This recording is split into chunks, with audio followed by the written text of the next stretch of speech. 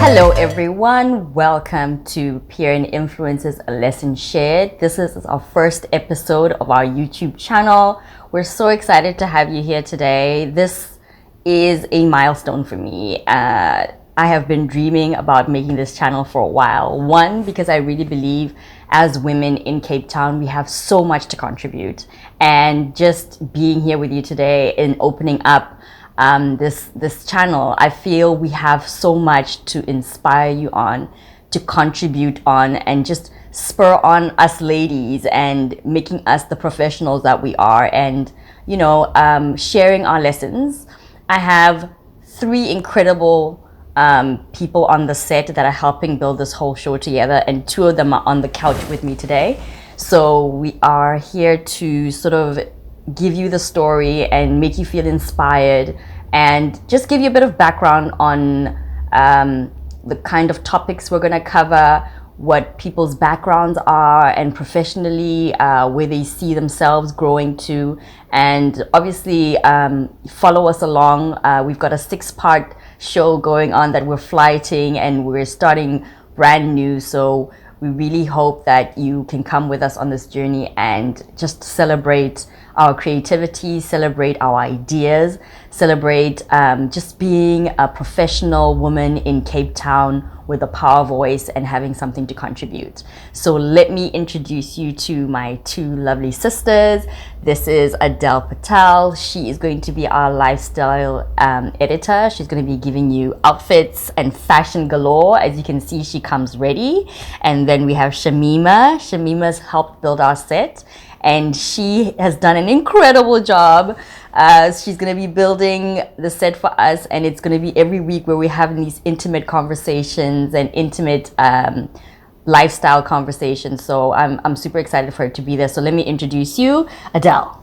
How are you, fabulous lady, put together here on this couch? Are you happy this project finally came through? I'm so glad that you finally put it together, so we can get out there and we can tell our fellow sisters that, there's no limits. We can be who we are. We don't need to be part of something, and that we can play around with color. Yes. And just be who you are. That is so important. That is a huge topic. And I'm not just going to show you how to put clothes and color together.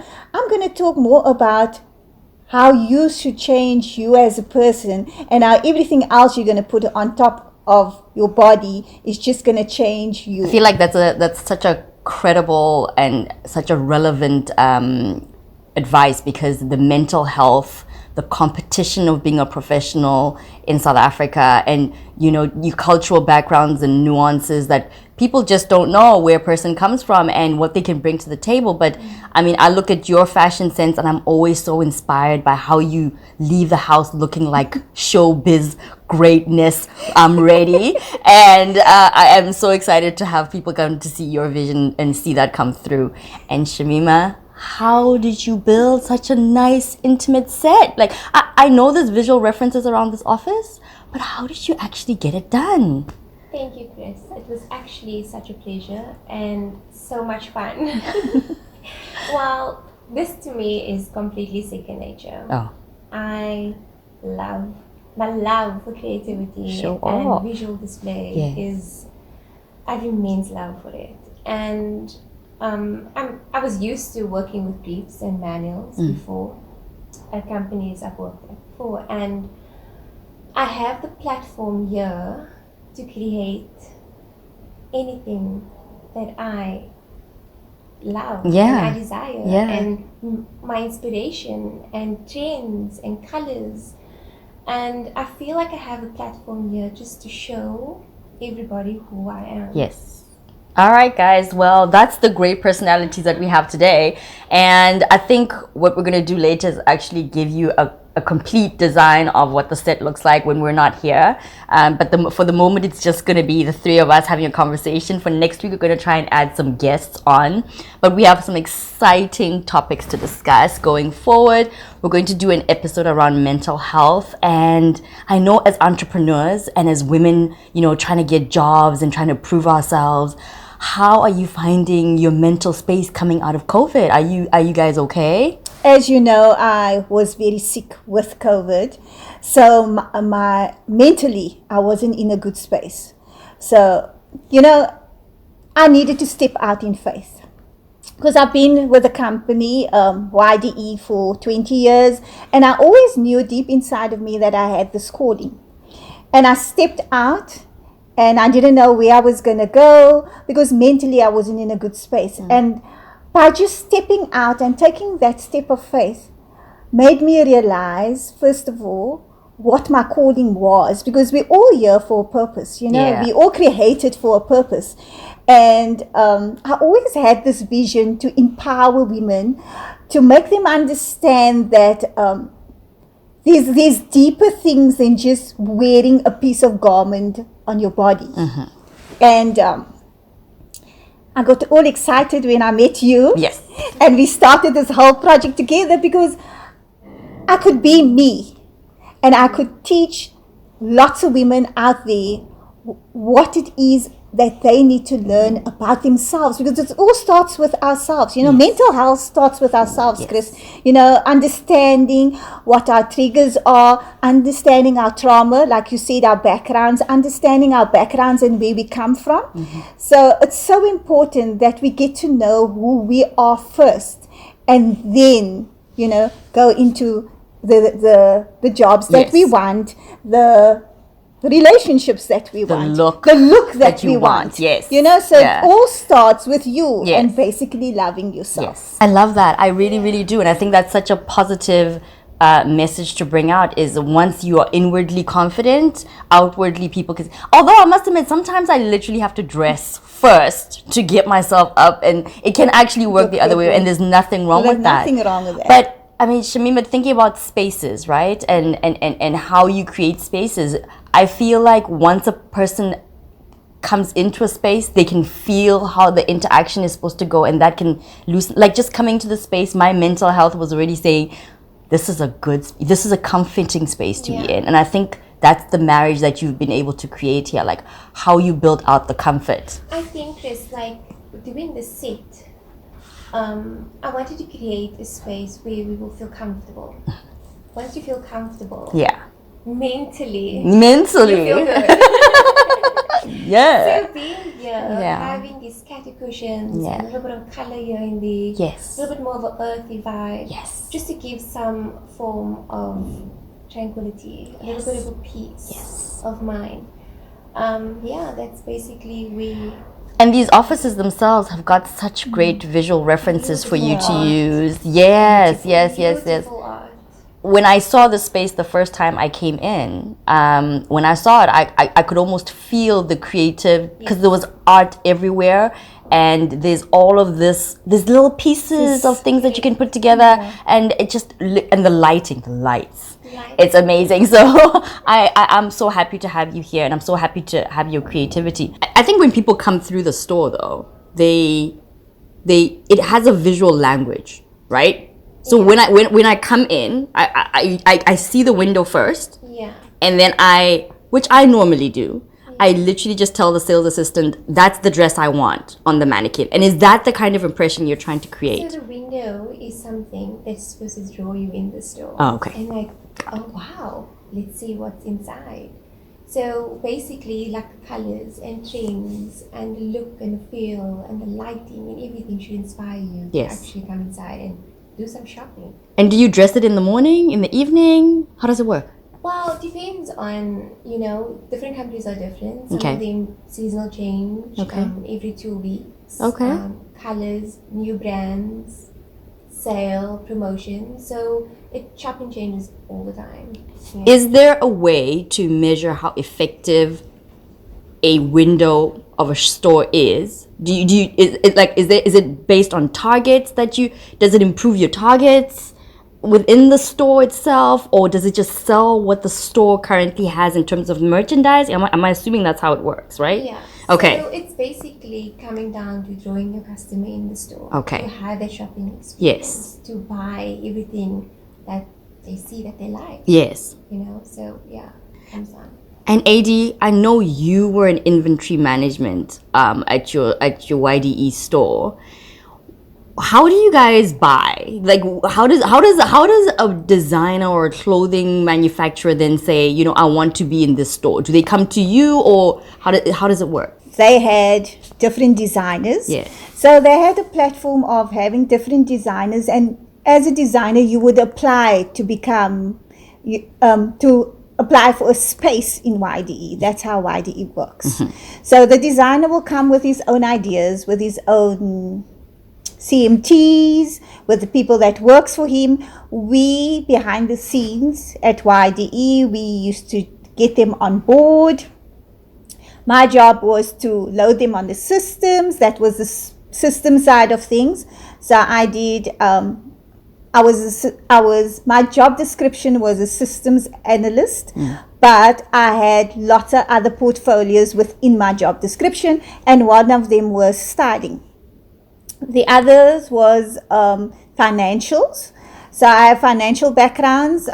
For 14 years, I've run the financial backgrounds for YDE, and I've also have styling background in YDE, where I used to build the looks for everything that's on e-commerce and the lookbooks in YDE. And that's where I met amazing Shamima. Do you guys feel fashion in South Africa is competitive with the international global market? Do you feel like we're conforming a little bit? Do you think there is a space for us to be a little bit more creative in our spaces? First of all, Kris, I think South Africa's got amazing talent, but we have become commercialized. Okay. We've been toning down because we think we need to fit in. So we tone down and we cater to people that that's out there, which I know that is how things are done in the retail industry. But I feel there is so many designers that have great creativity, but they're not allowed to display that creativity. When you go onto Pinterest and you check out Milan Fashion Week, just the people that's going to attend the Fashion Week, if you look at their styling, it's like, wow, why can't this happen in South Africa? Why can't we just step out and leave the limits behind and just be ourselves? Yeah. There's such a variety of different things happening in our country. There's different fabrics that we can use. I mean, African, look at your headgear. I mean, look how amazing it goes with your outfit. So there's so much that can happen in South Africa. I'm excited. I'm really, really, really excited about where fashion can go. But I think the most critical thing is the commercialization, or perhaps even you need to look decent. Yeah. Right? Yeah. Like, I go to work and it's like, where can I push the boundary and not be criticized and not be told that just even the fact that you look good might be a distraction. Yes. Being a distraction then says, I'm trying to set myself apart. And it's like, don't set yourself apart.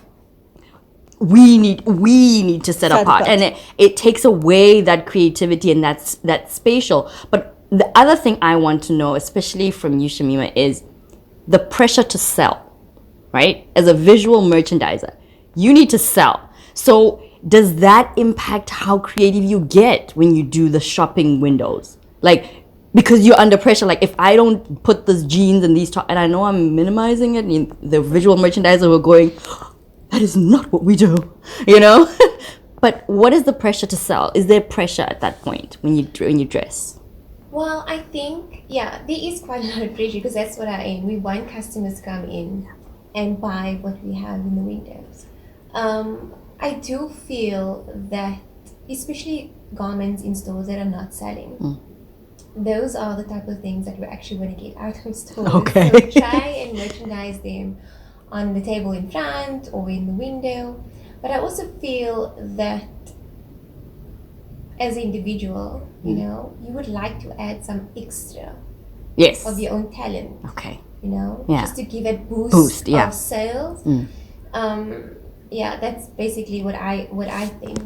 And is there that space that you find in the industry that says there is a lot of space that you can be creative in that space, or you're just saying, I want to play it safe and do what everybody else is doing? I think playing safe, that is what you have to do if you're working for a company. Okay, you know? cool. There's the rules. Okay. But If you own your own, if I had to own my own, yeah, the go sky balls. is- I love that. I the do. sky is the limit. I do. I love that. And I know you, Adele, literally just looking at you, the sky is the limit. Can you imagine walking into an office and having to dress this down any dimmer than the shine that you're shining right now? Chris, you're asking me a question now, because this has always been me. Yeah, you're And loud. I'm loud. I'm bold. Yes. I walk out in confidence, and it actually it distracted a lot of women, because I was like, you know, when I walked into a room, everybody would stare at me. So I took the attention off other people and the attention on me. But that's not the intention. That's never my intention.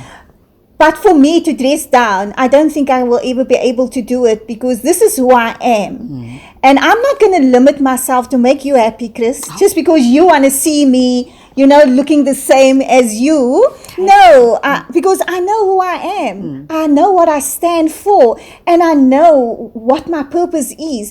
So if you know yourself and you know who you are, you shouldn't dress down for anybody or anything. Okay. But I know it was a huge, where I worked, it was a threat. Yeah. People found me a threat, and they would discourage me, and they would put me down. So mentally, you know, we're on the subject of mental health. Yeah. Mentally, it affected me a lot, because, you know, I felt like a mouse trapped in a little corner, because now they're trying to change you for what you're not. Yes. And it's so important that we do understand that people are who they are, and we should embrace their creativity, and we should give them the opportunity to be more creative. In